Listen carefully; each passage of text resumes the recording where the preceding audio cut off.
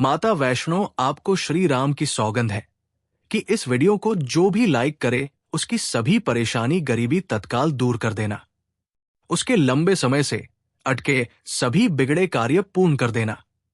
जय माता दी। नवरात्रों में चाहे कुछ भी कर लेना, लेकिन ये कार्य जरूर करना बिन पूजा पाठ के ही साथ। फल मिल जाता है, आप चाहे कुछ करें या ना करें, लेकिन नवरात्रों में ये एक काम जरूर कर लेना। मैं माता रानी की सौगंध खाता हूं, माता लक्ष्मी खुद आपके घर में चलकर आएंगे, आगे आपकी मर्जी। दोस्तों, नवरात्रि में बिना व्रत बिना पाठ के आपको संपूर्ण नवरात्रि का फल मिल जाएगा। ये वीडियो ध्यान से देखना।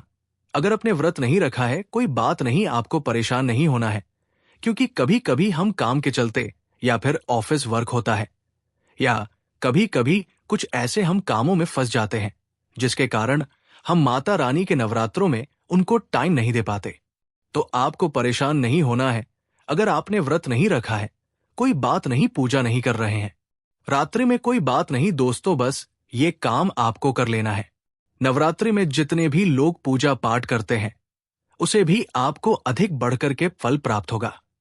तो ये वीडियो ध्यान से देखना। आज की जो मैं वीडियो बताऊंगा बहुत ही सुंदर है, ज्ञानवर्धक जानकारी है। इस प्रकार की जानकारी आप लाखों रुपए खर्च करेंगे फिर भी कोई नहीं बताने वाला। हमारे चैनल का मकसद है जनहित एवं जन कल्याण करना, इसलिए आप लोगों को इस प्रकार की अच्छी अच्छी जानकारी सिखाते हैं।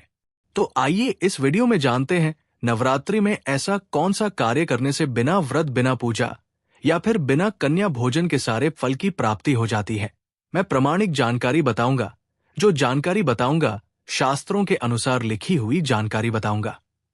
और अगर आप भी माता रानी के सच्चे भक्त हैं, माता रानी को मानते हैं, माता रानी के प्रति आपकी आस्था है, माता रानी के प्रति आपका विश्वास है, तो आप कमेंट बॉक्स में जय माता दी जरूर लिखना। इस वीडियो को लाइक कर चैनल को सब्सक्राइब जरूर करना। और हाँ, कमेंट बॉक्स में अपनी राशि भी डाल दीजिएगा। यदि आपकी राशि के अनुसार हमारे पास कोई उपाय होगा तो वो आकर हम आपके कमेंट में रिप्लाई करके बता देंगे। चलिए, समय रहते हुए मैं आप लोगों को जानकारी बताना चाहूंगा। देखिए, अगर आपने दुर्गा सप्तशती का सिद्ध कुंजिका स्तोत्र के बारे में थोड़ा बहुत अगर आपको जानकारी है तो उसमें लिखा होगा, आपने देखा होगा, न चलना अर्गला स्तोत्र की लगाम, न रहस्य कम न सुख टर्म नापी, ध्यानचंद ने आंसू न जवाब। अर्चना कुंजी का पाठ मात्र दुर्गा पाठ, फल हमला भी आती गोयत रमा, देवी देवता नाम अपनी दुर्लभ हम अर्थात भगवान शंकर माता पार्वती को बताते हैं कि न कवच की जरूरत है, न किसी भी प्रकार का कोई बढ़ा अनुष्ठान करने की जरूरत है, न पूजा पाठ करने की जरूरत है। सच्चे मन से अगर नवरात्रि के समय में कोई भी व्यक्ति पूरे मन के साथ, पूरे विश्वास के साथ, सच्ची लगन आस्था के साथ अगर दुर्गा सप्तशती में वर्णित सिद्ध कुंजिका स्तोत्र का पाठ कर लेता है तो संपूर्ण दुर्गा पाठ का फल उन्हें प्राप्त हो जाता है। जो भी आप व्रत रखते हैं, माता रानी के लिए आप चाहते हैं कि मारता रहा आनी का आपके ऊपर आशीर्वाद प्राप्त, माता रानी की कृपा मिले, आपकी कोई अधूरी मनोकामना है, वो चाहते हैं आपकी अधूरी मनोकामना पूर्ण हो जाए। सरकारी नौकरी हेतु पितृदोष, राहु दोष, मंगल दोष कर दोष, शनि दोष, कर्ज का दोष, गरीबों का दोष मात्र पल भर में दूर होगा। तो अगर आपने नवरात्रि का व्रत रखा है तो वो सारे फल अगर आप चाहें आते हैं और उसका 1000 गुना फल प्राप्त हो जाए तो नवरात्रि के समय में दुर्गा सप्तशती का पाठ जरूर करना। और जो लोग नवरात्रि का व्रत नहीं रखे हैं, किसी कारणवश उन्हें टाइम नहीं मिल पाया है, ऐसे व्यक्ति दुर्गा सप्तशती में वर्णित सिद्ध कुंजिका स्रोत का पाठ जरूर करना। पूर्ण रूप से आपको नव दुर्गा माता का पूजा पाठ करने से नव दुर्गा के 9 दिन व्रत करने से, कन्या भोजन कराने से जो फल प्राप्त होता है। दोस्तों, केवल इस बात को सच्चे मन से अगर एक दिन, अगर आप जो है नवरात्रि के दिन एक दिन बस केवल आप जो है बैठ के जब लेते हैं तो पूर्ण रूप से आपको फल प्राप्त हो जाता है। मैं आप लोगों को बताना चाहूंगा, जो लोक समर्थन है, ऐसे लोगों को कन्या पूजन भी जरूर करना चाहिए। मैं कल की भी वीडियो में बताया। अब कन्या पूजन का बेनिफिट क्या है तो माता रानी स्कंद पुराण में भी लिखा है और कई सारे हमारे जो है देवी पुराण में भी इसका वर्णन मिलता है। माता रानी जितना पूजा पाठ से प्रसन्न होती है उतना ज्यादा कन्या भोजन कराने से हो जाती है, क्योंकि कन्याओं को देवी का स्वरूप माना जाता है। और जो कन्या होती है, नवरात्रि के समय में ये साक्षात नव दुर्गा का स्वरूप हो जाती है। मैं कन्या पूजन के बारे में विस्तार से वीडियो के अंत में बताऊंगा, तो वीडियो में कंटिन्यू बने रहना। कन्या पूजन कैसे करना है और क्या मुहूर्त है, सब बताऊंगा। दोस्तों, दूसरी जानकारी बताई आ रहा हूं। ये जानकारी आपकी जिंदगी में बाहर लाएगी, आपके जीवन में चल रही परेशानी को दूर करेगी, क्योंकि हम आप लोगों को बहुत सरल सरल साधारण से विधि बताते हैं, जिसमें आप सभी दर्शकों का कल्याण छुपा होता है। तो नवरात्रि के दौरान आपको एक कुछ का पौधा जरूर लगाना है। मैं इसका फायदा भी बताऊंगा, कौन कौन से कुछ लगाने चाहिए, हमारे धर्म शास्त्रों के अनुसार कहा गया है। दोस्तों, अगर कोई व्यक्ति मंदिर के किनारे में मदार का पौधा लगा दे, ध्यान से सुनिए, जो सफेद कलर का मदार का पौधा होता है, किसी भी मंदिर के किनारे में लगा देते हैं, ये पोस्ट को वहां पर उपस्थित जो देवी देवता है, मंदिर में जो रहने वाले जो दे भी देवता है, जैसे शिव मंदिर है, शिव मंदिर में मदार का पौधा लगाते हैं, तो इसका एक पोस्ट अगर कोई भी व्यक्ति रख करके चढ़ा दे शिव मंदिर में जाकर के, तो आपको एक स्वर्ण दान के बराबर पुण्य की प्राप्ति होती है। तो मदार का पौधा लगाने से इसमें जो फूल खिलेंगे वो जाकर के देवी देवताओं को चढ़ाए जाएंगे, तो उसका आपको जो है पुण्य की प्राप्ति होगी। जो व्यक्ति चढ़ा रहा है उसको आधा फल मिलेगा और आधा फल आपको प्राप्त होना शुरू हो जाएगा। तो मदार का पौधा अगर कोई भी व्यक्ति नवरात्रि के समय में किसी भी शिव मंदिर है, माता रानी का मंदिर है, उनके समीप में जाकर के लगाता है, तो अक्षय पुण्य की प्राप्ति होती है। ना इसमें आपको व्रत करना है, ना पूजा पाठ करने की जरूरत है, बस आप जो है कोई भी फूलों का पौधा लगा सकते हैं। इस श्रेणी में आते हैं जैसे मदार का पौधा, सदाबहार का पौधा। सदाबहार हमेशा हरियाली रहता है और ये हमेशा फूलते हैं। ऐसे खून का आपको चयन करना है जो हमेशा खोलते रहे, जिसमें फल फूल आते रहे। तीसरे नंबर पर आता है कनेर का पौधा। जो कनेर का पौधा है, ये देवी मां का श्रृंगार कहा गया है। कनेर के पौधे से अगर कोई भी व्यक्ति कनेर का पौधा, सफेद कलर का अगर कनेर है, तो फिर इसे अति उत्तम माना जाता है। कनेर के पौधे को पार्वती का स्वरूप कहा गया है। धर्मशास्त्रों में तो कनेर का पौधा चढ़ाने से माता रानी बहुत प्रसन्न होती है और गोदान के बराबर हमें फल की प्राप्ति होती है। आप चाहते हो तो गुड़हल का पौधा लगा सकते हैं। दोस्तों, मंदिर के किनारे में, देवी मंदिर के किनारे में अगर कोई भी व्यक्ति गुड़हल का फूल का पौधा लगता है, तो हमारे धर्मशास्त्रों में ऐसा कहा गया है, गुड़हल के वृक्ष पर साक्षात मां जगदम्बा का वास होता है। जी हाँ, ये मैं कोई हवा में हवाई बात नहीं कर रहा हूं, प्रमाणित बात कर रहा हूं। धर्मशास्त्रों में भी लिखा है, माता रानी को 56 भोग लगाएं या ना लगाएं, कोई श्रृंगार का सामान चढ़ाएं या ना चढ़ाएं, इससे कोई फर्क नहीं पड़ता, जाता है प्राप्त हो जाता है। दोस्तों, इसीलिए कहा जाता है कि कन्याओं को सताना नहीं चाहिए, इससे समस्त ब्रह्मांड हिल जाता है। कन्याओं की जितनी सेवा की जाए कम ही होती है। कन्याएं कोई मामूली नहीं होती। कन्या के रूप में स्वयं उनके मस्तक पर विराजमान होकर स्वयं देवी चलकर आपके घर तक आती है। नवरात्रि में 2 साल से लेकर 10 साल तक की कन्या का पूजन होना चाहिए। अष्टमी अथवा नवमी को कन्याओं के पैर धोकर भोजन कराना, उपहार आदि देना श्रेष्ठ माना जाता है, दुर्लभ माना जाता है। ऐसा मौका कभी हाथों से नहीं जाने देना चाहिए। इस दिन जितना ज्यादा हो सके कन्याओं को हाथ पकड़कर, पैर पकड़कर अपने घर तक लेकर आए। दोस्तों, वीडियो में आगे बढ़ने से पहले आप अपनी राशि भी कमेंट बॉक्स में जरूर दीजिएगा। यदि हमारे पास कोई उपाय होगा तो वहां आकर हम आपके कमेंट का रिप्लाई में बता देंगे। कोई भी राशि के अनुसार अगर उपाय करता है तो माता वैष्णो बड़ी प्रसन्न होती है और ऐश्वर्य धन प्रदान करती है, मालामाल बना देती है। इसीलिए राशि कमेंट में जरूर छोड़े और हाँ, माता को एक लाइक जरूर करे। लायक करने में कंजूसी न करें। दोस्तों, कैसे करें कन्याओं का स्वागत? कन्या जब आपके घर आए तब सभी के पैरों को दूध और पानी से उनके पैरों को दिलाना चाहिए। खासकर मर्दों को कन्याओं के पर आवश्यक धोने चाहिए, इससे मैया वैष्णो प्रसन्न होती है। दोस्तों थे उसके बाद कन्याओं को किसी साफ जगह पर जमीन पर कपड़ा बिछाकर बैठाना चाहिए। उनके माथे पर अक्षत फूल और कुमकुम लगाना चाहिए। फिर उसके बाद भोजन ग्रहण करवाना चाहिए। लेकिन हमेशा याद रहे, कन्याओं की थाली में 3 पूरियां कभी ना रखें। इसे शुभ नहीं, घोर अशुभ माना जाता है। 3 पूरियां तथा 3 रोटियां मरने वाले व्यक्ति के लिए निकाली जाती है और जेल में कैदियों के लिए दी जाती है। ऐसे में कन्याओं को उनकी थाली में 3 पूरी कभी न दे। 1-2 करके पूरियां दे सकते हैं, इससे 3 संख्या बढ़ जाती है और दोष भी नहीं लगता। दोस्तों, कन्याओं को खाना खिलाने के बाद अंतिम में कन्याओं के सर पर लाल चुनरी उड़ाना चाहिए और भोजन में आपको खीर पूड़ी, हलवा, चना तथा आलू की सब्जी, छोले वगैरह की सब्जी खिलानी चाहिए। पनीर आदि भी खिलाया जा सकता है। वैसे माता रानी का प्रिय भोजन खीर, हलवा, पूड़ी और छोले आदि ही है, लेकिन भूल से भी लहसुन और प्याज का इस्तेमाल कभी ना करें, अन्यथा अनर्थ हो जाएगा।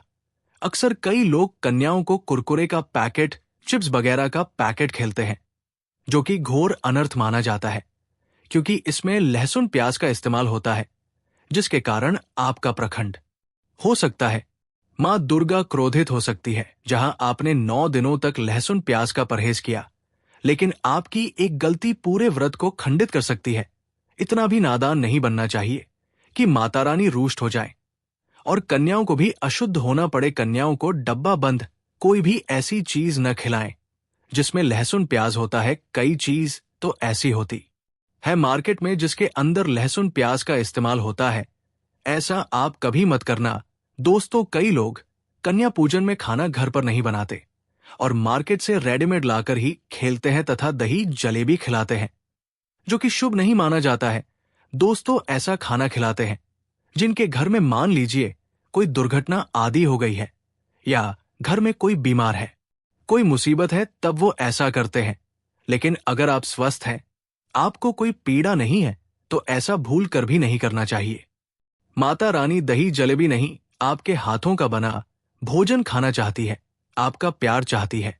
फिर चाहे आप घर में एक ही पूरी क्यों ना बनाएं माता के लिए, पर आप स्वयं ही अपने हाथों से माता रानी को भोजन खिलाएं। देखिए, भले ही आप दही जलेबी खिला सकते हैं, परंतु माता को घर का बना हुआ शुद्ध भोजन ही अति प्रिय है। खासकर नवरात्रों के दौरान घर में पका खाना अवश्य बनाना चाहिए। माता रानी बहुत प्रसन्न होती है। घर का बना पका खाना ही कन्याओं को खिलाना चाहिए। हमेशा याद रखें, कन्याओं को प्लास्टिक के बने दोने में खाना नहीं खिलाना चाहिए। ऐसे बर्तन पूजा पाठ के लिए शुभ नहीं अशुभ होते हैं, क्योंकि प्लास्टिक के ज्यादातर बटन जो होते हैं जानवरों की हड्डियों द्वारा बनाए जाते हैं। इसीलिए ऐसा पाप मत करना। कन्याओं को हमेशा स्टील के बर्तन या पत्तों से बने बर्तनों में ही भोजन कराना चाहिए। बहुत ही शुभ माना गया है। अगर पेड़ के पत्ते में भोजन कराते हैं तो माता अभय वरदान प्रदान करती है। दोस्तों, एक और बात हम आपको बताने वाले हैं कि यदि नवरात्रों के समाप्त होने के बाद यदि बीच में कन्या पूजन में शुक्रवार का दिन पड़ जाए तो कन्याओं को कोई भी खट्टी चीज नहीं खिलाना चाहिए, क्योंकि शुक्रवार का दिन माता संतोषी को समर्पित होता है और माता संतोषी नवरात्रों के दिनों में सक्रिय अवस्था में होती है, यानी वो भी 9 देवियों के साथ में आपके घर में आ दी है। इसीलिए कन्याओं को भूलकर भी शुक्रवार का दिन अगर पड़ जाए तो खट्टी चीज घर में नहीं बनाना चाहिए और कन्याओं को भी खट्टी चीज नहीं खिलाना चाहिए। घोर पाप लगेगा। आपका किया कराया सब बर्बाद हो सकता है। खट्टी चीजों से माता संतोषी रुष्ट हो सकती है, चिढ़ सकती है, आपको श्राप दे सकती है। इसीलिए नादान न बने। दोस्तों, भोजन कराने के बाद कन्याओं की थाली में एक लौंग जरूर रखना चाहिए, क्योंकि लौंग देवी शक्ति तथा दुर्गा मां को बहुत प्रिय है। लौंग माता शक्ति का प्रतीक होती है। लौंग में नव दुर्गा का वास होता है। इन 9 दिनों में माता रानी को लौंग का भोग लगाया जाता है, तो खाना खाने के बाद कन्याओं को लौंग अवश्य अर्पित करें। माता रानी को अमृत से बढ़कर लौंग प्रिय है, इसीलिए कन्याओं को थाली में चुपचाप एक लौंग जरूर रख दें। आपका भाग्य चमक जाएगा। माता लक्ष्मी आपके जीवन में धन की कोई भी कमी नहीं होने देंगे। दोस्तों, आपको बता दे कन्याओं को उपहार में क्या दे। कन्याओं को खुश करने के लिए उनकी थाली में दक्षिणा डालें, ताकि आपके घर में संपन्नता बनी रहे तथा धन की कोई भी कमी ना हो। कन्या जब आपके घर से खुशी खुशी धन लेकर जाती है, तो वो भी आपको खुशी खुशी कई गुना आपको धन प्रदान करती है। इस समय कंजूसी मत करना। खुशी खुशी कन्याओं को धन अवश्य देना। कन्याओं को कोई सुंदर गिफ्ट दे सकते हैं। शास्त्रों में बताया जाता है कि कन्या जितना खुश होती है, माता रानी उतना ही जल्द फल की प्राप्ति प्रदान करती है। ऐसे में आप कन्याओं को चॉकलेट बॉक्स दे सकते हैं तथा खूबसूरत कपड़े दे सकते हैं। याद रहे, काले कपड़े न दें। और स्टील के बर्तन भी गिफ्ट के तौर पर दे सकते हैं। याद रहे कि कन्याओं को लोहे का कोई भी सामान नहीं देना चाहिए, नहीं तो राहु केतु का प्रभाव आपके जीवन में प्रवेश कर जाएगा। राहुकाल तथा राहु दोष आपको लग जाएगा, आप बर्बाद भी हो सकते हैं। दोस्तों, जब कन्या अपने घर के लिए प्रस्थान करे तो उनके चरण जरूर झूले और अपने मन में अपनी प्रार्थना को पूरा करें। सच्चे दिल से मांगी हुई मुराद माता रानी अवश्य ही पूरी करती है। सच्चे दिल का मतलब होता है मन में कोई भी लालच न हो, और अगर वो लालच माता को पाने के लिए बन जाए तो उसे बोलते हैं सच्ची श्रद्धा और सच्ची भक्ति। ऐसी भक्ति के आगे स्वयं 33 कोटि देवी देवता को नमस्कार करते हैं। दोस्तों, नवरात्रों के दिनों में अगर मिल जाए आपको ये संकेत, तो समझो मां दुर्गा आपके घर में आ चुकी है। ये संकेत बताते हैं मां दुर्गा का आशीर्वाद आपको प्राप्त होने वाला है। तो आइए शुरू करते हैं। दोस्तों, पहला संकेत, जब आप कलश स्थापना करते हैं तो जौ से निकली हरियाली बहुत ही शुभ मानी गई है। कहा जाता है कि जौ से निकली हरियाली हमारे भविष्य में होने वाले अच्छे और बुरे होने का संकेत देती है। ये सभी बातें हमारे आने वाले साल का भविष्य बताती है। यदि आपने जॉब हुए हैं और वो किसी कारणवश नहीं हो पाए हैं तो ये संकेत बड़ा ही मनहूस माना गया है। कहा जाता है कि नवरात्रों में जो अगर सूख जाते हैं या बढ़ते नहीं हैं तो आपको समझ लेना चाहिए कि ये साल आपका खराब होने वाला है तथा घर में कोई बीमारी आने वाली है, या दिन दुगनी रात चौगुनी आपकी कम होने वाली है या घटने वाली है। दोस्तों, ये धन हानि का संकेत माना गया है, क्योंकि आपने कोई ना कोई गलती ऐसी कर दी होगी जिसके कारण माता रानी नाराज हो गई है। इसीलिए माता से आप क्षमा अवश्य मांग ले। मां अपने भक्तों को अवश्य माफ करती है। एक मां ही होती है जो अपने बेटे को, अपने लाल को हर गलती पर माफ करती है। लेकिन ऐसा बेटा किस काम का जो मां से माफी मांगे। इसीलिए माता रानी से अपनी गलती की माफी अवश्य मांग ले। मैया वैष्णो अपने भक्तों को कभी निराश ही नहीं करती, बल्कि उन्हें धन धान्य से और खुशियों से परिपूर्ण बना देती है। और दोस्तों, यदि जो हरे भरे हो जाते हैं तो ये शुभ संकेत होता है। इससे आने वाले समय में आपको बहुत ज्यादा ही धन लाभ होगा। माना जाता है कि 1 रुपए का सिक्का या चांदी का कोई भी सिक्का जॉब के बीचों बीच में अगर मिट्टी में दबा दिया जाए तो घर में सुख समृद्धि आती है। माता लक्ष्मी दौड़ी दौड़ी चली आती है। जो कि अंदर हमेशा 1 रुपए का सिक्का अवश्य डालना चाहिए, जो को खाली नहीं रखना चाहिए। उसमें धन वगैरह अवश्य डालना चाहिए। इससे माता का आशीर्वाद सदैव परिवार पर बना रहता है और जीवन में कोई भी संकट नहीं। खाली मतलब धन भी खाली, खुशियां भी खाली ही मिलेंगे। दोस्तों, नंबर 2, यदि आपकी नींद नवरात्रों के दौरान सुबह 4 बजे के आसपास खुलती है तो इसे बड़ा ही शुभ संकेत माना जाता है, क्योंकि ये समय ब्रह्मा मुहूर्त कहलाता है। इस समय देवी शक्ति अपने सच्चे भक्तों को ही जाती है। इस समय थाना मतलब माता की कृपा प्राप्त करने के बराबर माना गया है। ये संकेत बताते हैं कि माता की सच्ची भक्ति का प्रभाव आपके ऊपर हो चुका है और माता आपको जल्दी ही कोई खुशखबरी देने वाली है। आपकी सच्ची भक्ति से बहुत खुश है। दोस्तों, नंबर 3, यदि नवरात्रि में आपका मन प्रसन्न होने लगे, पूजा पाठ में आपका मन लगने लगे, पूजा करते समय मन का शांत होना, ये दर्शाता है कि आपको बहुत जल्द मां की कृपा प्राप्त होने वाली है। माता रानी आपकी भक्ति से बहुत खुश है। आपकी भक्ति माता रानी को आनंद दे रही है। ऐसे व्यक्ति को समझ जाना चाहिए कि उसके जीवन में आप अच्छा समय आने वाला है। दोस्तों, नंबर 4, नवरात्रों के दौरान अगर मां के गले से फूल गिर जाए तथा जौ के हरे भरे पत्ते अगर बैन हवा के हिल जाए तो इसे अति उत्तम माना गया है। ये संकेत बताता है कि माता रानी का आगमन आपके घर में अस्थायी रूप से हो चुका है। आपको माता लक्ष्मी की कृपा प्राप्त होने वाली है। ये संकेत कुछ खास लोगों को ही दिखाई देते हैं। माना जाता है कि पूजा करते समय अगर धुआं अधिक बढ़ जाए तो इससे ये पता चलता है कि आपके घर से गरीबी हमेशा हमेशा के लिए जाने वाली है। भूत प्रेत आत्माएं अब आपके घर से हमेशा के लिए जाने वाले हैं। पूजा करते समय धुएं का अधिक होना बहुत ही शुभ और मंगलकारी माना गया है। ये संकेत भविष्य में अच्छे परिणाम को दर्शाते हैं। दोस्तों, नंबर 5, द्वार पर गाय का आना। वेदों में बताया जाता है कि नवरात्रि के दौरान गाय माता का घर में आना बड़ा ही शुभ संकेत माना गया है। नवरात्रि में द्वार पर गाय का आना अत्यंत शुभ है। यदि आपके भी द्वार पर गाय आती है तो गाय के माथे पर कुमकुम लगाना ना भूले तथा गाय को रोटी जरूर खिलाएं।